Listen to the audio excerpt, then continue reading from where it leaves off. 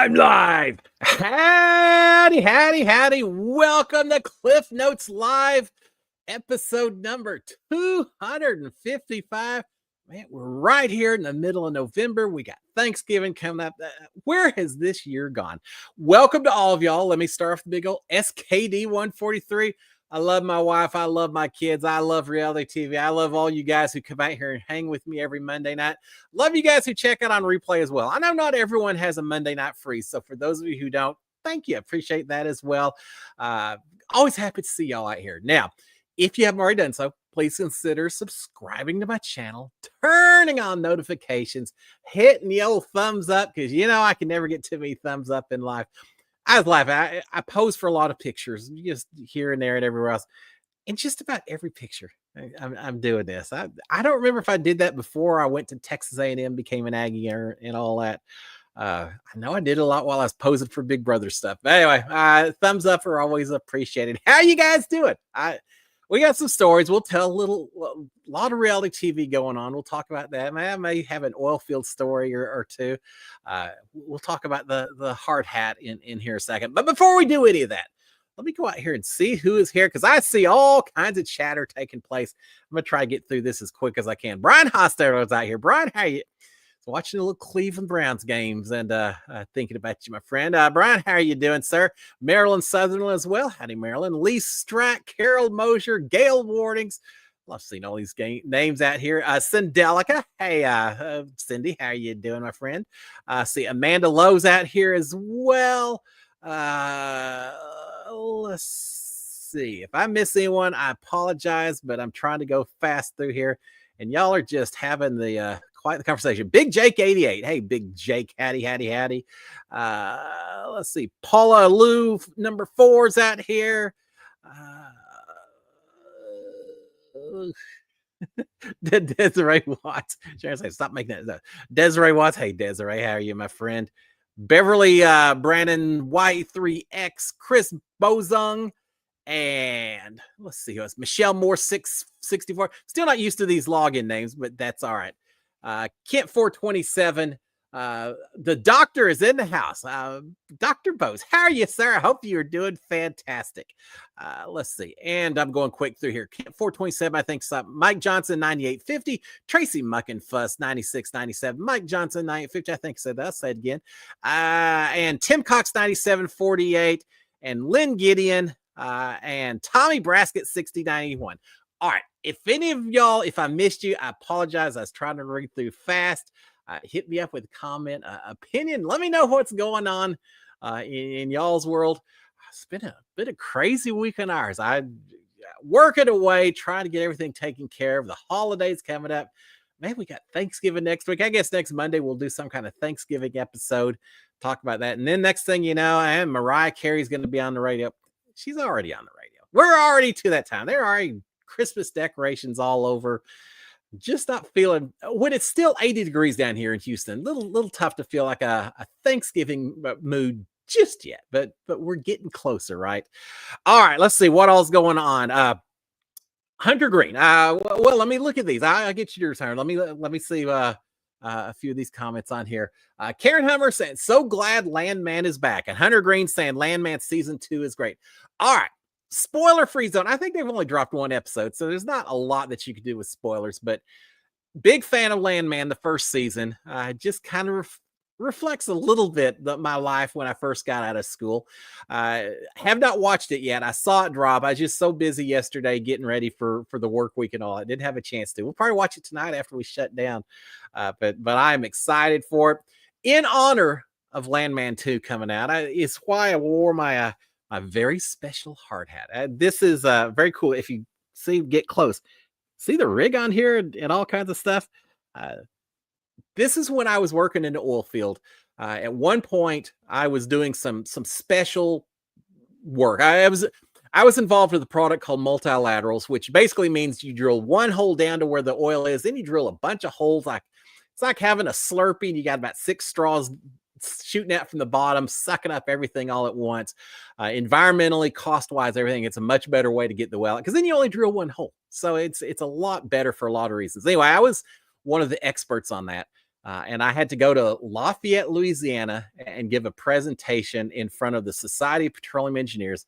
I get in there, there's about 200 or 300 oil field engineers, and they all look a lot like Billy Bob Thornton. They're kind of sour. Let's just get this show on the road. They're all drinking whiskey and bourbon. And I've got to get up and give a presentation to these guys, talk about this new technology that I'm introducing. I did it. It was a good presentation. When I got done, they came to the front and said, Cliff, thank you so much. And in honor of doing it, we're going to give you this very special hard hat. I just want to show it. I don't think I've ever showed it to y'all before, but one of my prized possessions from all the years I've worked in the oil field. How cool is that? With the crawfish on the back. They gave this to me as a little bit of a gift for participating. I've held on to it ever since, and I'm very, very honored to have that particular hard hat. Tim Cox said, love the hat. Thank you. I do too. I need to put it somewhere. I've had it out in the back with a lot of my oil gear, my coveralls and things like that. I need to put it somewhere a little bit special. Tracy Muckenfuss is saying, oh my, what's behind you? Yeah, not what you want in the oil field. A pump jack, for those of you who don't know, this goes up and down and sucks all the oil up. Remember you saw the Beverly Hillbillies, all those kind of oil fields where the wells are blowing, and next thing you know, it's blowing up in the air, and everyone's covered in black oil, and they're all selling. Oh, we're gonna be millionaires and all that. That's the way it worked in the old days. And then you'd get in, you'd cap it, and you'd make all that oil. When it's all pressured underneath, it's like a volcano, except it's oil that comes out once you tap into it. And it's exciting for sure, but nowadays you don't want blowouts like that. That's dangerous. It's unsafe and all, but sometimes it still happens. When you lose all the pressure, it's like a balloon. And after you've blown out most of the air pressure, the balloon's all deflated. There may still be a little air in there, but it's not pushed out anymore. And at that point in time, you have to use something like this pump jack, which is just a pump, kind of like a water pump. It goes up and down and sucks out the last little bit of oil. Every once in a while, you still have a little kick of pressure that comes up the well. And when it does, if you haven't set up your well properly, you get all kinds of things that can catch fire. And so that's what you're seeing here. Worst possible situation is an oil field that is caught on fire. Now, I don't ever want to be around one. I've never been around one that actually caught fire. I've been around some where we had pressure kicks where suddenly things got thrown out of the well that weren't supposed to be in the well. I had one where we had a tool that was downhole, and all of a sudden too much pressure came up, and it launched about a 15-foot piece of pipe, about this big around, probably 2.5 inches, launched it straight up in the air. It started hitting the rig. It was bouncing around everywhere. It's like one of those long balloons that's going. Everyone's trying to dodge this thing. A little scary. I know a lot of guys who got out of the oil field and didn't necessarily have all 10 fingers when they got done. So I consider myself lucky that I did. So yeah, not the best thing in the world, but indicative of some of what happens to oil field where you do have to be a little bit careful. I'll tell y'all some oil field stories a little bit later, perhaps, if we got some time. Michelle Morrison. Hey, Michelle, how are you? Do the colors mean something? On the hat. No, not really. It's just being Louisiana. A lot of Louisiana operations are offshore. And so it's just showing the ocean and an offshore drilling rig, and then just some, bald cypress, some swamp cypress, things like that. It's funny working out in the oil fields. Most of my time was spent out in West Texas, and I would have to go out to rig at 2:00 in the morning to run a job. And the directions would typically be go 40 miles out of town.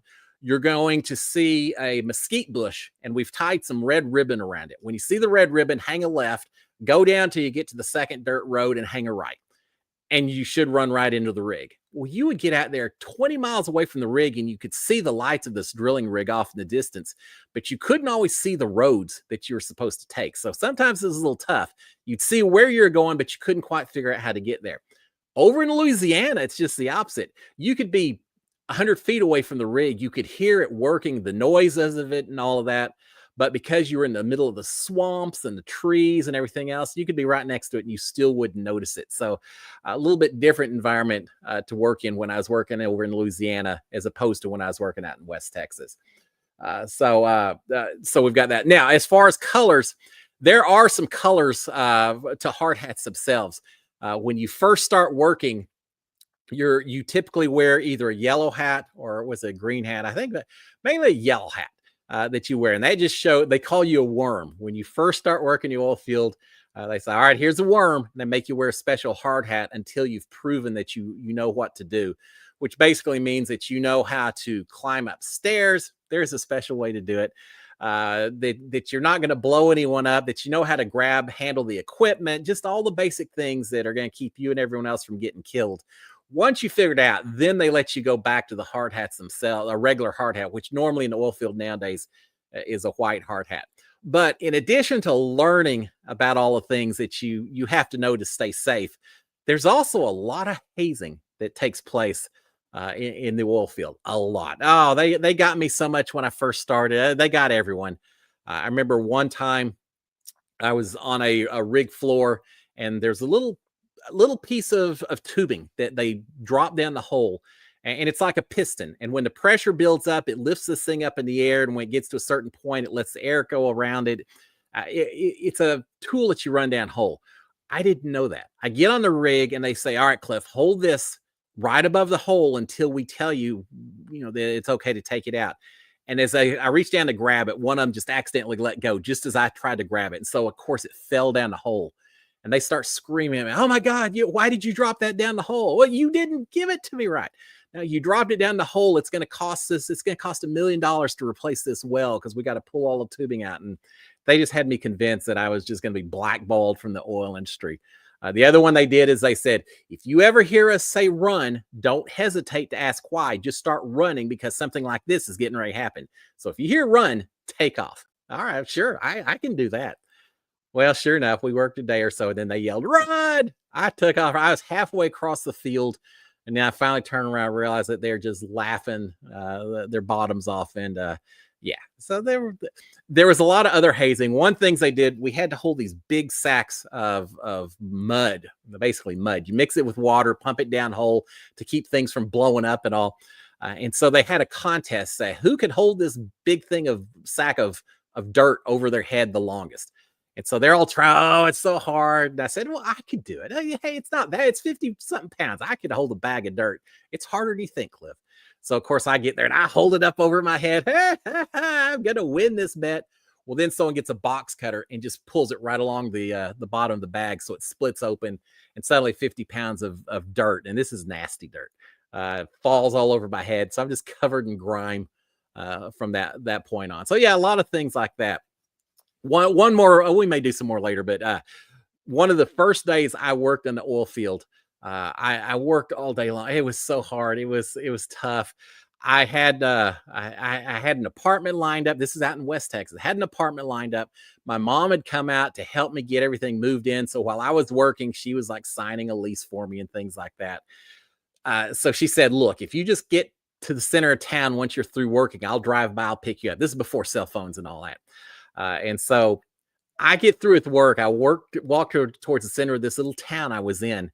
She passes right by me and does not stop because I am so covered in oil and grease and grime that she doesn't recognize me. And I had to wait till she came back and still wave her down. It was incredible. We would get so grimy back then that when it came time to wash your clothes, this oil field town, all the washers and dryers in the city, there were big signs that oil field clothes, non-oil field clothes only. If it was oil field clothes, you put your clothes in there so you didn't get oil on all the good clothes. But you would put your laundry soap in there, and then you would pour a 2-liter bottle of Coke in there as well. And the phosphoric acid from the Coke would help break down the oils and clean your clothes. So you always would buy the cheapest 2-liter Coke type product you find, pour in with the laundry soap, and that's how we cleaned our clothes back then. So yeah, it was a grungy, hard work at the time. Enjoyed it. I learned a lot about me as a person and all of that, but it was some of the hardest work I ever absolutely did. All right, Sedelica saying, went to a watch party for Survivor and Amazing Race. I saw the picture. Cindy reached out to me as well. Sounds so cool. For Survivor and Amazing Race last Wednesday, I met Jag and Jas, going again this Wednesday. Oh, that's cool that you're going again. And Tim Pipe, have you been watching The Amazing Race? Of course I've been watching. Now, first of all, Cindy, Jag and Jas, for those of you who don't know, I picked Jag to win the Survivor, Big Brother during his season. One of the first times I got it right. His brother reached out to me and said, "Hey, thank you for picking Jag." And we talked a little bit, just always by social media, DMs, things like that. But yeah, he was a very nice guy. Jag's whole family is incredibly nice. I'm disappointed I haven't gotten the chance to meet him yet. So Cindy, I'm a little envious of you, but that's pretty cool. One of these days, I'm going to run into him. Uh, they're doing pretty well in the Amazing Race so far, right? They had the spoilers. If you haven't seen it, we'll go ahead and talk about some of it. They had the fast pass, which they used. Now I'm not sure that I would have used it where they did. If y'all remember, where were they? Romania? I think they were in Romania. They had to go do the Easter egg hunt, the tiny little eggs and then the big eggs. They had to match them up. And Jag and Jash used the express pass so they could move past that, and it got them a little bit further down the way, right? A little bit faster, which is all good. But y'all know that whole episode, the one that would have scared me if I was doing it, if it'd been Daniel and I that had managed to get on that show, the one that would have absolutely killed us would have been the roadblock where you either had to do the dancing or doing the pan flute. I'm not sure what they call it, the flute that you had to build and do the music. I guarantee, first of all, we would not have done the dancing. We would have done the music instead, because I have no rhythm. Daniel's a little bit better, but not enough that either one of us would have wanted to do that. We would have gone over and done the music, and I'm sure we would have done okay. I've blown on enough Coke bottles to make noise and stuff. I think I'd be all right with it. But yeah, I would have used the express pass on that as opposed to the Easter egg hunt, because both of those seemed like they were going to take a lot of time, but they didn't, and it worked out fine. Yes, I'm loving the Amazing Race. I think I told y'all when it first started, I was a little disappointed they were only going to Europe, but they're going to places in Europe that we don't necessarily see as much of. I know Romania was, when I was a kid, Romania was a weird oddball country. It was a communist country, but it wasn't necessarily part of the Soviet Union. It had a guy named Ceausescu, if I remember. Mean guy, not a nice dude at all. But it was kind of, you didn't know as much about Romania. The only thing I knew about Romania was that was where Nadia Comaneci had come from. 76 Olympics, first 10 in Olympics and all that. But yeah, it's cool that they went there. Those big government buildings that they built back then, incredible. That episode would have gotten me just because it seemed like there was a whole lot of walking, a whole lot of running going on. And that always, I know, would be my Achilles heel. Puzzles, building stuff, tasting weird things. I could do all of that. Daniel could do the more athletic stuff, but having to run from the different challenges and everything, that would have been a nightmare for me. I would not have enjoyed that at all. Ed Bad Boy is saying Jag and Jazz could win. Absolutely. They've used the express pass, so now that's out of play. But still, they won last week, right? They're looking pretty good. They other than Paige and Izzy, who can't stand them, other than that, they seem to be on good terms with the rest of the team. So if you get a U-turn, which I think we've got something like that coming up next week, they should be safe with that. Really impressive with their gameplay. So it's worked out well. I was a little surprised to see Joseph and his brother. For those of you who haven't seen it, they came in last, but they were lucky, a non-elimination leg. But they were trying hard. I admire them so much with his brother who's got diabetes. I had to kind of pay attention to that. Not doing great at the dancing. I would have been right there with you guys. But yeah, it's a little bit extra challenge that they've got having to deal with the diabetic situation and all that, and they've handled it so well. So I was kind of glad to see them not booted just yet. Our Karen Loveland is saying, funny when they couldn't get the car in reverse. I know, and I want to find him. In fact, Cindy, if you get a chance, ask him about that, because I'd kind of be curious to see. I don't think the stick shift was any different than we have in any other country. You still should have been able to reverse into the R and back up.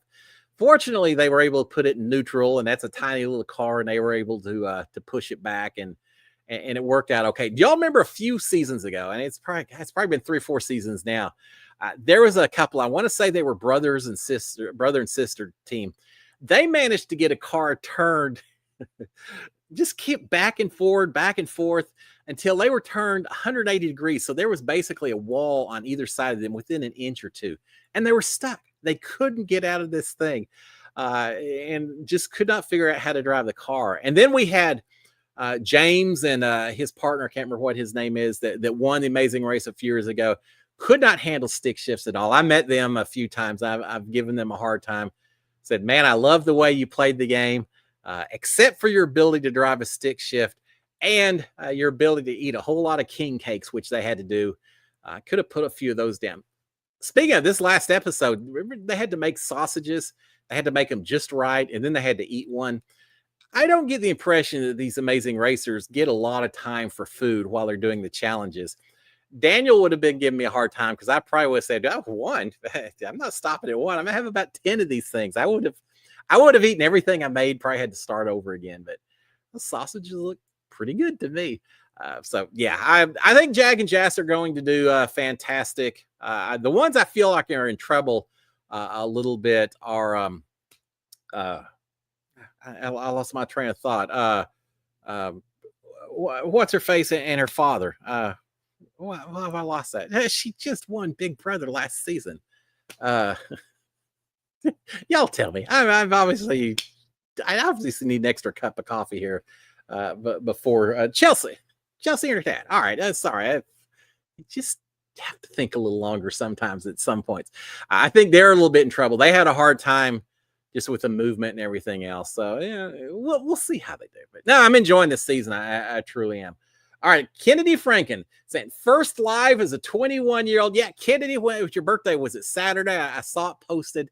Happy birthday to you, my friend. I hope you had a fantastic, enjoyable, but safe 21st birthday.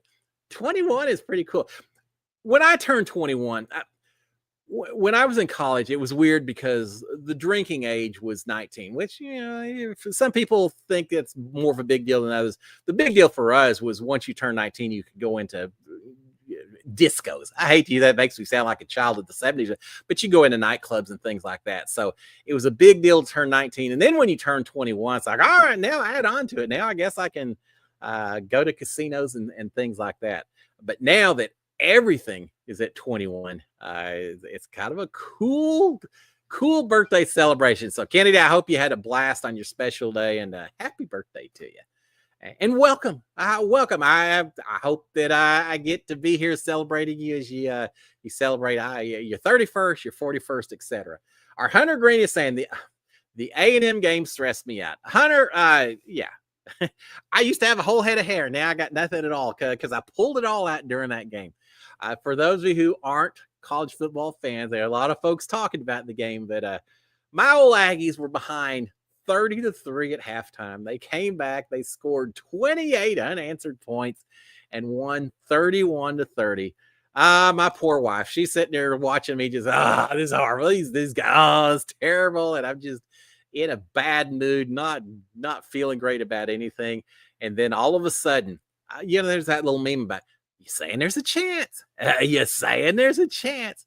As we got into the second half, A&M kept scoring, and they looked like they were doing okay, and they looked like they were fired up, and they did it. They took the biggest comeback in program history. It was an incredible game.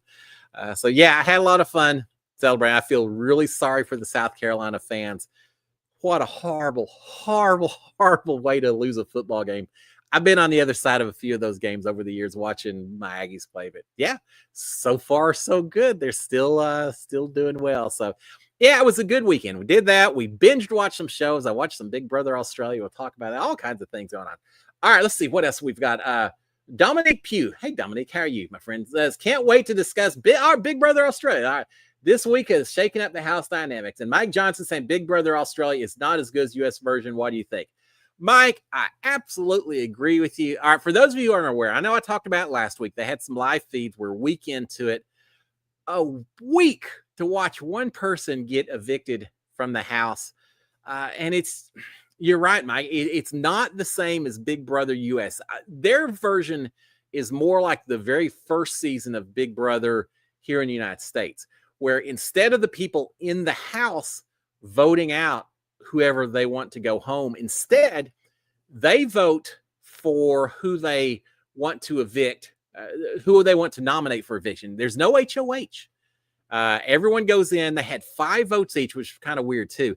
They had 5 votes that they could allocate out however they wanted to a couple of different people, to 2 different people. So they could say, all right, I feel like they had to have 2 people. So you could either say 4 votes for one, 1 for the other, or 3 for one, 2 for the other. It seems like that's the 2 options you had. But you had to cast votes for 2 different people that you wanted to be up for nomination. Once everyone voted, then they came back. Big Brother announced I think it's normally 2 people. This was a special week. Someone had mentioned Jane last week, and I was thinking from a previous season. Jane actually came into this. She's 67 years old, so always cheering for the older person. But yeah, she came into the house. Some things happened, so she was an automatic nominee, and then they announced the votes. Whoever had the highest votes also were nominees. So they had 3 people were nominees, but that was it. And they've got a rule saying that you are not allowed to talk to anyone else in the house about who you plan to vote for eviction.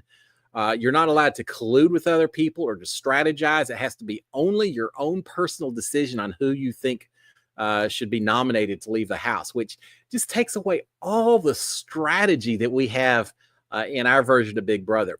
So now they end up with 3 people who are nominated, and now the Australian public votes on who they're going to keep, who they're going to send out the door.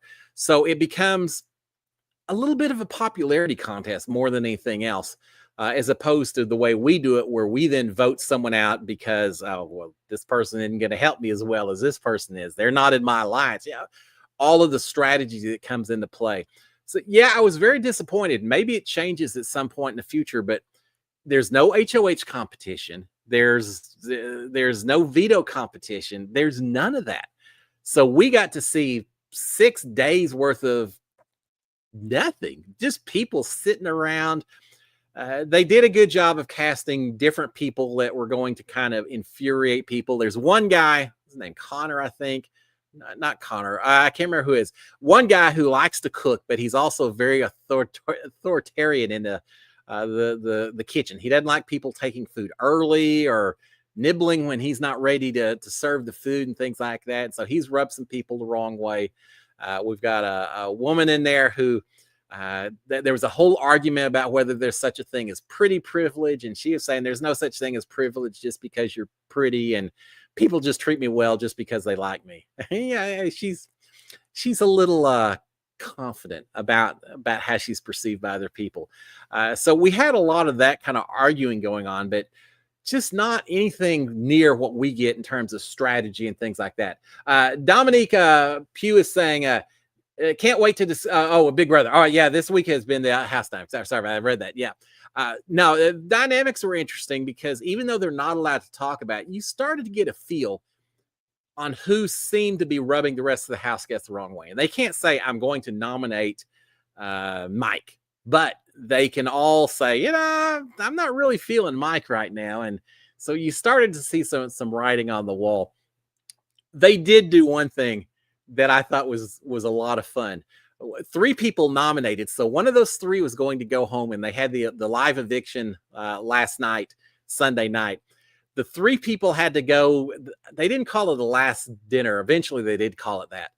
But they had to go and have a dinner together, the 3 who were nominated. And they go into this dank, dreary room that's got pictures of them all the house guests looking weird up on the walls.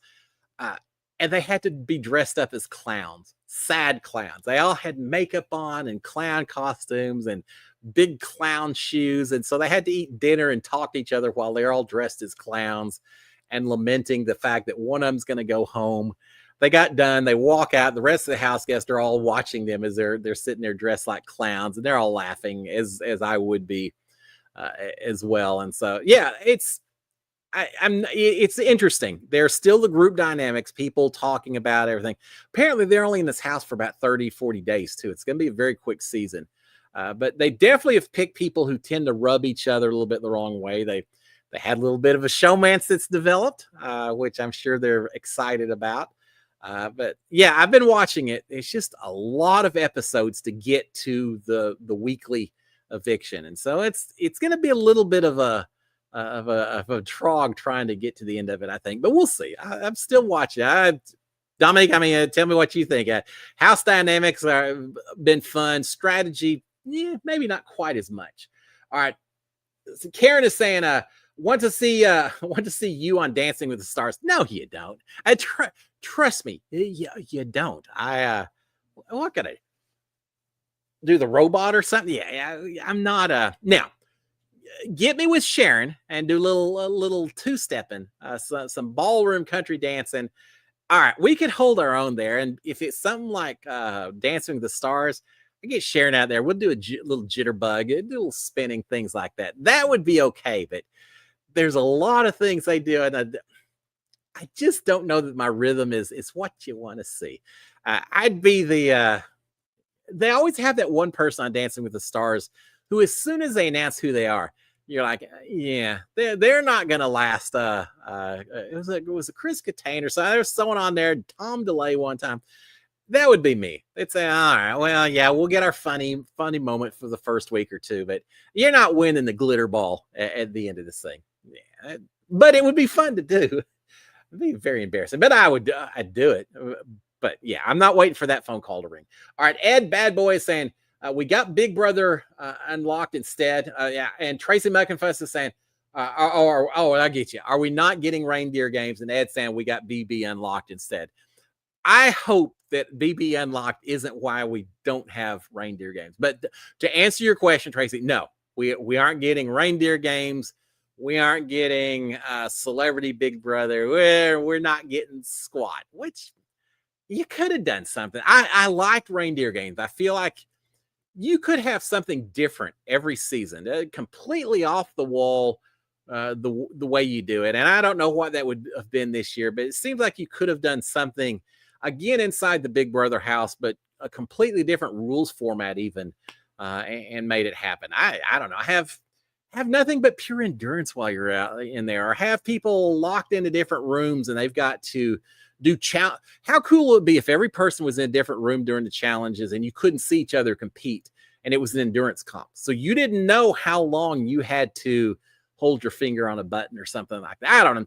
I feel like you could do something like reindeer games and test out challenges and comps and things like that, that whether they work or not, maybe you carry some of them over into the regular season, the regular Big Brother as well. But now, unfortunately, we don't get any of it.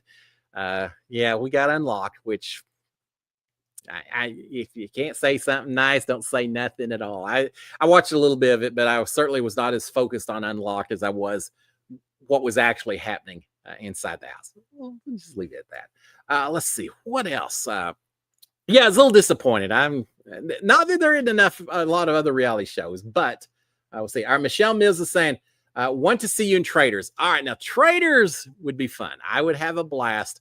I would really hope that they would make me a trader. I don't know how they decide. I don't think you actually have any say. They may ask you at the beginning, would you want to or not? And if so, I'd say, heck yeah, put me in. Nothing against the role I played in my season of Big Brother. I feel like I was kind of, I was kind of the trustworthy, nice guy.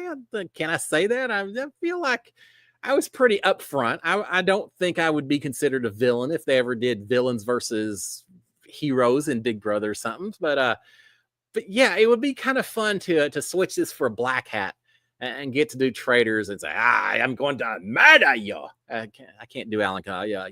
You're murdered, my friend.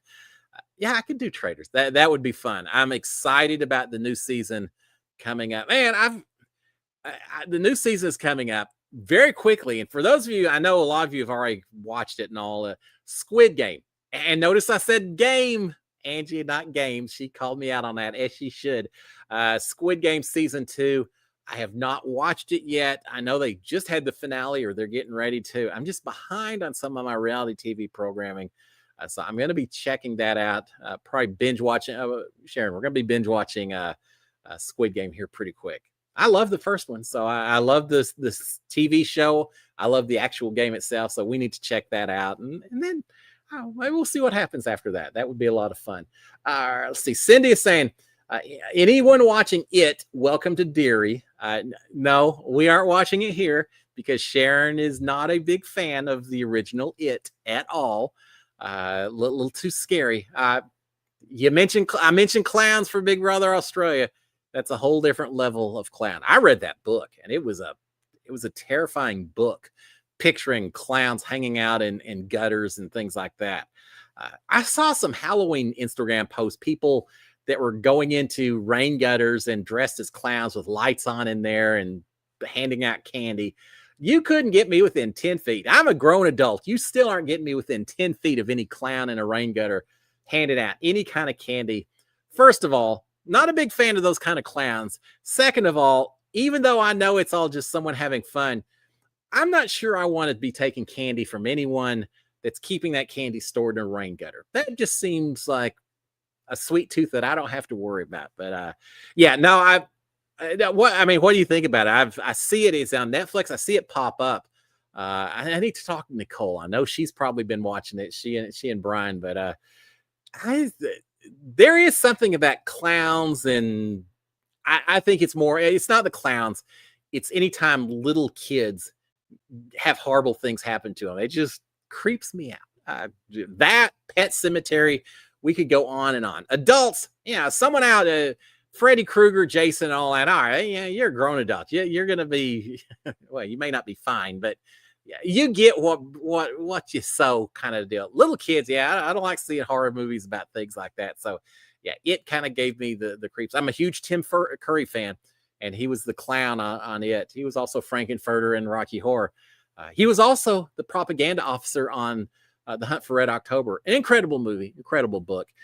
Like Tim Curry roles, but yeah, and I've watched it once. I haven't seen it 2 yet. I need to see the second, the sequel to it as well. But yeah, I haven't checked it out yet. All right, what else? We mentioned Squid Game. The other one I've been watching a lot of is the 99 to Win. Are y'all watching that? Tommy is still hanging in there on 99 to Win. So many fun competitions that we're going to be doing here over the holidays. My favorite from this last episode, they had cups. They had a pencil sharpened on one end with a nice brand new eraser on the other end. They had to bounce the pencil against the eraser, against the table, have it bounce up, and then go into the cup itself.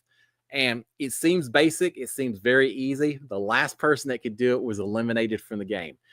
They started off, people are doing it, no problem. Some taking a lot of time. It's hard when you get only 3, 4, 5 people left, and you suddenly realize that you may lose out on $1 million or however much they're giving away because you can't bounce a pencil into a freaking cup. And so then people are starting to really bounce them hard, and it's going everywhere. They're falling off to that table, and they're having meltdowns. And I like that show just because it's such a simple format. It's such simple little tasks that you have to do. Next week, we saw a little teaser. It looks like everyone is tied up in sleeping bags. So all your face is sticking out, your head, but that's it. No arms or legs or anything. And you have to squirm like a caterpillar across the room and get to the other side as quickly as possible. That's the kind of thing that I would have fun competing with and doing. So yeah, I've been enjoying 99 to Beat as well. All right, let's see what else. Oh, and they also had suitcases. Now, this is something I certainly would do. Curling. I like curling, except not the Canadian version, the American Traveler version, because instead of little curling stones, they had suitcases, and they all had to push suitcases towards a circle, and whoever was the farthest away when they pushed their suitcases there lost. Was eliminated because they couldn't push a suitcase the right way.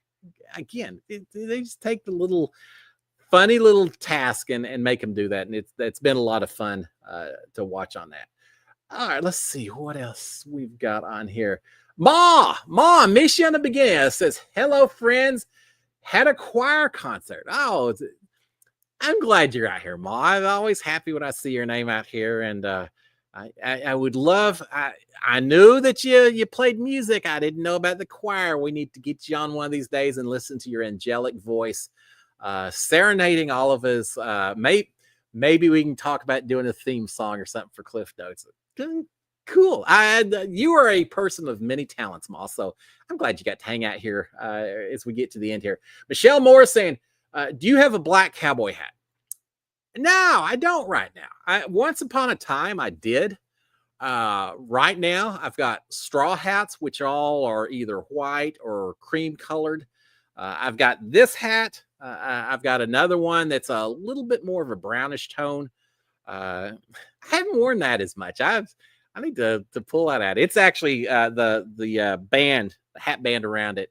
This one's got like a big old peacock feather on the front. I took that off back in once upon a time. It was fun to have that. It's a little gaudy nowadays for today's cowboy, but yeah, no black cowboy hat. Put me on traders and I'll get one, guys. Wouldn't it be funny? They're all wearing kilts and capes and everything. And they're saying, who are the traders? And here's one trader that is all in silhouette and everything. And yet he's got a silhouette of a cowboy hat wearing on top of his cape. And now, who could that be? I don't know. Who could that be? That would be fun. I maybe wouldn't last that long, but that would be it. And then when they say someone's been murdered, and you hear yee-haw, they say, yeah, we know who the traitor is. All right, Michelle Mills is saying, what rule would you take away or add to Big Brother if you could? Oh, what a great question. Here's one, and I haven't thought it all the way through, but I have thought about it before. What if, and maybe not every vote, but what if some votes you announce that we aren't going to release how many votes were cast for one person or another? You aren't going to know if it was a unanimous vote or if it was a split vote, 5-4, something like that. That would be kind of cool. I think if you don't know how many votes have been cast, it might free people up to sometimes go against the grain a little bit more than they normally would. So that would be kind of fun to have.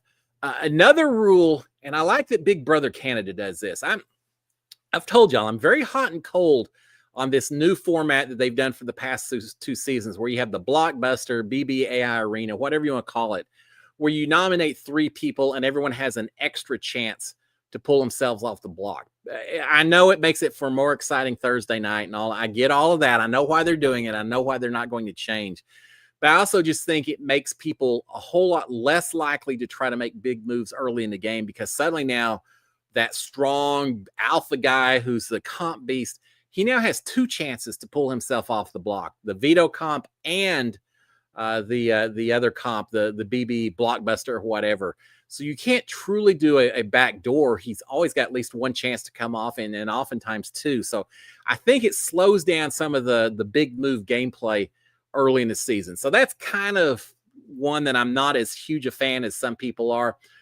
What I think would be kind of fun is, what if instead of doing that, you said, and this is what Big Brother Canada did, when it comes to playing in the veto competition, HOH cannot compete in the veto competition. They're not allowed to. They have to sit back and watch. And what does that do? It means it's more likely that someone is going to win the veto that may want to use it. Because obviously, most of the time, not all the time, but most of the time, the HOH winner, if they win veto, they're not going to change their nominations and have to get more blood on their hand and all that. Take them out of the competition, let one more random person compete, and I think you're going to have more opportunities to stir things up, more times that a veto is used, more times that suddenly this HOH person is going to have to get more blood on their hands. So you still have a little bit more flux on who the noms are, but you're not giving everyone an extra chance. You're just making it a little more likely that the one chance you do have, that maybe you'll pull yourself off. I don't know. I got to think that through a little bit, but I would I'd be interested to see it. The other thing that I would change, I would make have-nots a lot worse than they are right now. No one seems to care. It's like, oh, I want to be a have-not. It's part of the Big Brother experience. No, I want you to suffer. I want people to be miserable. Of course, it's easy for me to say because I was never a have-not during my season, but I'd like to have have-nots where if you're a have-not, you're not allowed to go into the backyard during your have-not, so people can talk without you. If you're a have-not, you have to be in bed by 11 o'clock at night, up in the have-not room. You can't hang out and talk and strategize. Doing things like that would actually impact your gameplay, as opposed to just having to eat slop and take cold showers. If you did some things that kept you from interacting, I think that would make people much less inclined to be a have-not. And you would then suddenly have people fighting over each other a lot more of, don't make me a have-not or I'm going to hold it against you, just like if you nominate me. I just think you could stir things up if you made it a little tougher than it is right now. No one's scared of slop anymore. No one's scared of cold showers. I can't stand cold showers. Slop, I would have been fine with. Cold showers, not so bueno. So that'd be a little tough. All right, let's see what else we've got on here. Michelle Mills, do you think it's fair for Izzy to be so upset at Jag for winning Big Brother? Was he supposed to not win? And then Moss saying, I agree, Izzy is annoying. Hope she goes next. Not a Jag fan, but her saying she wanted to rip his head off rubbed me the wrong way. Yeah, I feel like Izzy takes it a little bit personal, right? No, there's a lot of people at the end of the Big Brother season who don't necessarily see it as just a game, and they carry some personal grudges with them, gameplay or for all kinds of reasons. We see a lot of that. Now, a lot of times you don't see it, you see it more in social media. Someone's yapping at someone else, things like that. You don't necessarily see it as we're seeing it now because you don't as often see people that are upset with each other like that coming back and playing either Big Brother or another game, playing it against each other yet again. And that's my beef is too strong a word, I suppose, but that's my beef a little bit about the casting, only in that I wish it'd been more spread out. We had so many teams from just these last few seasons, and I really would have liked to have seen no more than a single team from any season. Kat and Alex from my season, I would have liked to have done it, but if I'm going to be fair and objective, then even my season, just have one team, spread it out over many, many more seasons. And that way, you may still have people working together because people run into each other after seasons and they become friends with certain contestants and all that. But at least then you wouldn't have in-game grudges kicking in the way we see it with this one. And it's the producer's own fault for having, how many teams do they have on there? They've got those two from season 23. Oh my gosh, they've got so many folks from that team as well, that season as well. They just had a couple of seasons with a lot of racers. So of course they're going to come in with the grudges and all. Now I know why they did it. It's because they think that people who watch The Amazing Race are going to say, oh yeah, I remember so-and-so. I remember Jag and Jess. I remember Izzy and Paige, or well, not Paige. Yeah, she wasn't on there, but I remember Izzy. I remember Jag. And they may not do that if you're going back 7 or 8 years. I get why they're doing it, but yeah, I wish it stretched it out a little bit more, but it is what it is. All right, Ed Bad Boy is saying the cold showers alone can shake you socially. It would have been horrible. All right, I'll tell y'all one more oil field story having to do with cold showers and all that. I've told y'all before, that is my Achilles heel. I can't stand cold water. It kills me. I don't like it. One of the reasons is because of a few days back in my days right after school when I was out working on the rigs. I got a call from someone that I worked with, one of the bosses. They said, Cliff, we need you on a rig, the overnight shift. We need you out there because a lot of the guys quit. They said it's too cold and they're not going to work in the cold. We can't run the job unless we get some people to fill in. Can you go out there and do it? Well, I don't think it was can you. It's more like we need you to go out and run this job. It's like, oh my gosh, it is like 30 degrees outside. The wind is blowing. This is going to be brutal, guys. They said, well, we got 2 spots to fill. So myself and another guy headed out to do this job. We get out in the middle of nowhere and we're just dreading everything.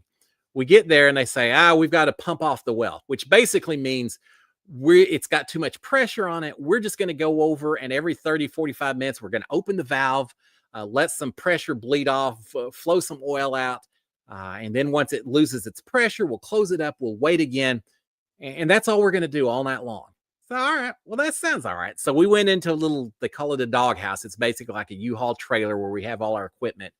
We all would go in there, sit down, had a little overhead lamp, and we played gin rummy or hearts or spades or something. We played card games all night long. And it was the easiest paycheck I've ever gotten. I was like, oh, why don't the guys quit? They thought we were going to be working out on the rig. No, we didn't. I did that once. I did that 2 nights in a row, and it was fantastic. The third night, we got out there. I'm ready to do it again. They said, oh, no, the well's all pumped off. Now we've got to pull all the tubing out of the well. Well, to pull tubing out of an oil well, The tubing comes in 30-foot lengths, and you screw the tubing together every 30 feet.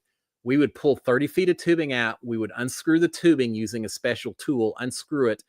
As soon as you unscrewed it, there were 30 feet tall worth of mud, liquid mud inside this pipe. As soon as you unscrewed it, it would splash out everywhere.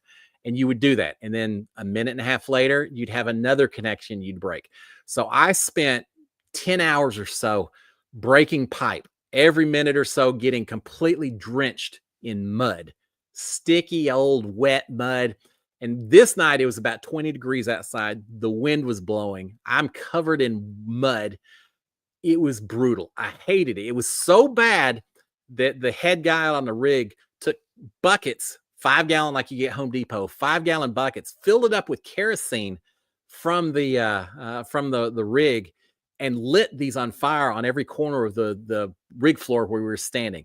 That's how you get things like this.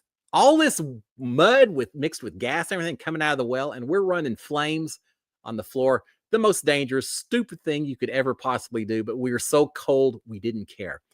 I did that for 10, 11 hours. By the time I got done, I couldn't feel anything. My teeth were chattering. I've never been more miserable in my life. And I'm telling you, from that day forward, I can't handle cold temperatures because of that one horrific night spent out on an oil rig out in West Texas. It's nightmares. It is absolute nightmare. So there you go. So yes, cold showers would have shaken me literally, socially, and everywhere in between. Don't like cold showers. I would have been out in the swimming pool. That's what my bath would have been that week, because I would have, because I don't have any choice. You don't want to start getting stinky inside the Big Brother house. Talking about getting a quick boot out of the house. Wouldn't have done that, but I would have been miserable. Don't like it. Don't like them at all. So if they ever put me on Fear Factor, they're going to be watching this podcast and they're going to say, yeah, we know what we're going to do to Cliff. There you go. Yeah, I don't like cold. That's my phobia. Is there a name? Is there a name for the phobia of not liking cold water? They probably ought to call it hogophobia, and just put a picture of me right up next to it, and that would be good. Titanic, and I'm on the Titanic. I'm not even floating next to that door or anything. I'm just saying, too cold. See you. I'm out of here. Why delay the inevitable? Rose, I love you.